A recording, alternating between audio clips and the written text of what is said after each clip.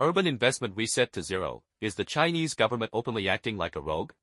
This is the Jersey News Commentary Channel.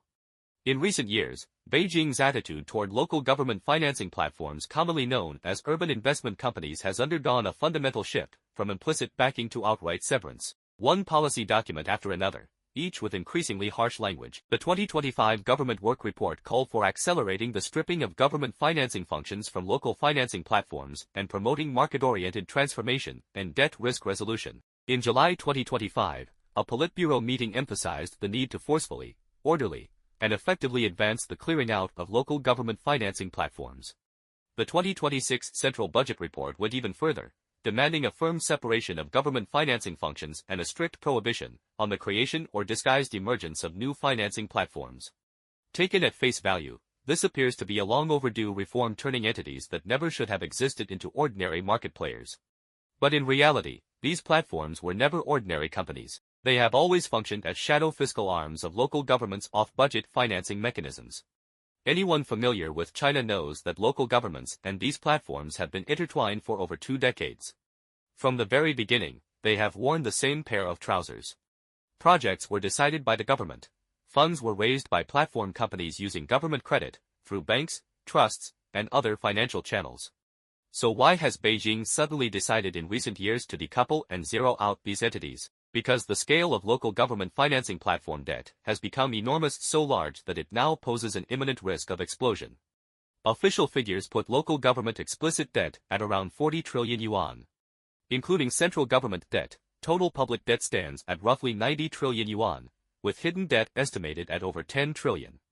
But international institutions and market analysts widely believe that local government financing platform debt alone may exceed 70 trillion yuan. Based on my decades of experience as a financial journalist, I would argue that this hidden debt is nowhere near just tens of trillions, it is at least on the order of hundreds of trillions. Of this debt, only a small portion comes from publicly issued bonds.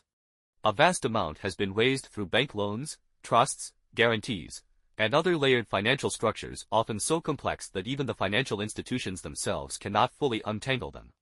In other words, the numbers you see are only the tip of the iceberg. The real problem is a deeply embedded debt network woven into the banking system, land finance, local fiscal structures, and the political performance evaluation system.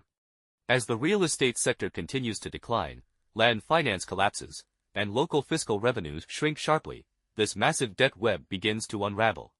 Risks start spilling over into the financial system. Under such circumstances, Beijing's so-called decoupling and zeroing out is less a proactive reform than an irresponsible act of shifting blame. Beijing claims this is about risk prevention. That is pure nonsense. If, before risks materialized, authorities had proactively cut off financing platforms, restricted borrowing, and curbed excesses, that could be called risk prevention. But in reality, the debt has already piled up to the ceiling, and financing chains are on the verge of breaking. Talking about risk prevention at this stage is nothing short of rogue behavior. As for resolving hidden local debt, that is equally absurd. What they call debt resolution is merely restructuring, swapping debt, extending maturities, refinancing, turning short-term debt into long-term, high interest into low interest, hidden debt into explicit debt. It is simply buying time and moving debt around. The debt remains, only its form changes. If these debts had been accumulated by companies pursuing profit-driven overexpansion, then making those companies bear the risks would be consistent with market principles. But China's reality is entirely different. A large portion of these debts stems from government-led public projects, city squares, administrative centers, stadiums, libraries, hospitals, highways, bridges, ports, airports. These were not market decisions but political mandates driven not by demand, but by performance metrics. The platforms were merely executors' financing tools, white gloves.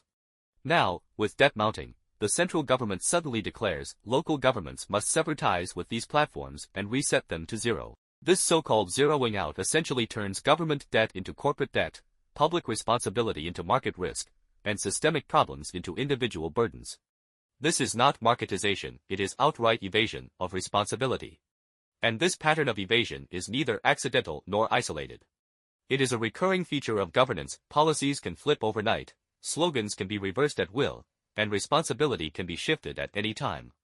The most typical example is the one-child policy. Decades ago, it was defined as a basic state policy, enforced with state power, deeply interfering in the reproductive choices of hundreds of millions of families. But when demographic decline became irreversible, the policy abruptly reversed from 1 child to 2, then to encouraging 3. Yesterday it was too many children is forbidden, today it is too few children is a problem. This is not gradual adjustment, it is a complete reversal. Not accountability, but self-contradiction. The pandemic policy is another case. At one stage, dynamic zero COVID was enforced nationwide, with strict lockdowns under Xi Jinping's personal command. Yet overnight, without warning or explanation, restrictions were lifted. No institutional accountability, no explanation, just a sudden reversal. The result, millions of deaths and tens of trillions in economic losses. Then there is the so-called low-altitude economy. On one hand, it is promoted as a national growth engine. On the other, drone operations are tightly restricted with extremely stringent approvals. The same duplicity applies to the private sector and foreign businesses. On one side, laws are introduced to promote the private economy and optimize the foreign investment environment. On the other, security reviews intensify and spy hunts proliferate. The result, private firms collapse in waves, and foreign companies exit in droves. Taken together, a clear pattern emerges. When you are needed, you are a national strategy. When things go wrong, you become the scapegoat. This was true for family planning, for pandemic control, for the low-altitude economy, for private enterprises, and now, for local government financing platforms. Thus, this reset to zero reveals not just a debt problem, but a crisis of state credibility. It sends a profoundly dangerous signal to the world: the Chinese government is not trustworthy. Even written commitments, even laws and regulations, can be overturned at any time. What does this mean for global capital? For decades, international investors operated under an implicit assumption: if something was tied to the government, there was an implicit guarantee. Now, that implicit guarantee is disappearing. This is not merely a matter of default risk, it is a crisis of institutional credibility. The most valuable asset of a country is not its GDP, but its credibility. This practice, where the borrower is the government, but the payer becomes the enterprise, will ultimately destroy government credibility entirely. So we return to the fundamental question: who should repay the debt of these platforms? First, responsibility lies with local governments. Administrative leaders act on behalf of the government, which is the decision-maker. The platforms are merely execution tools. Second, the entity that should repay the debt is the government, not the platform companies. Therefore, this so-called reset to zero is not a reform, but a campaign to erase government responsibility and credibility. It declares to the world that the system lacks credibility both domestically and internationally. If a regime can disown a debt system it long promoted, tolerated, and benefited from, simply by issuing a document to decouple and shift risk, then what is truly being reset to zero is not the platforms but the government's credibility. In one sentence, in China, the government is the biggest deceiver of all.